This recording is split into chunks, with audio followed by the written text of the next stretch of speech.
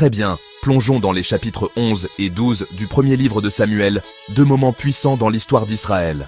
Donc, dans le chapitre 11, les choses deviennent intenses. Nahash, le roi ammonite, attaque Jabesh-Gilead. Les habitants sont désespérés. Ils sont prêts à se rendre et même à laisser Nahash leur crever l'œil droit à tous. Oui, c'est à ce point-là. La nouvelle parvient à Saül, le tout nouveau roi d'Israël. Il vient d'être oint, mais c'est sa première vraie épreuve. Et vous savez quoi? Saül est à la hauteur. L'Esprit de Dieu vient puissamment sur lui. Il rassemble tout Israël, et ensemble, ils marchent toute la nuit pour secourir Jabesh-Gilead. Ils surprennent totalement les Ammonites et remportent une immense victoire. Le peuple est fou de joie. Saül prouve qu'il était le chef dont ils ont besoin. Maintenant, le chapitre 12 est un tournant.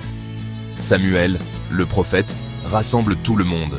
Il les a dirigés pendant des années, mais maintenant, avec Saül comme roi, Samuel prend du recul. Il fait un adieu émouvant, rappelant au peuple comment Dieu les a toujours secourus, même quand ils ont fait des erreurs. Samuel les met au défi. Si vous et votre roi suivez Dieu, vous serez bénis. Mais si vous vous détournez, les choses iront mal. Pour bien faire comprendre son propos, Samuel fait descendre le tonnerre et la pluie, un miracle en plein milieu de la moisson. Les gens paniquent et réalisent à quel point c'est sérieux. Mais Samuel les rassure, Dieu n'abandonnera pas son peuple s'il reste fidèle. Il promet de continuer à prier pour eux et les exhorte à servir Dieu de tout leur cœur. Il parle de sauvetage, de leadership et de se souvenir de la fidélité de Dieu, même quand nous avons peur ou que nous faisons des erreurs.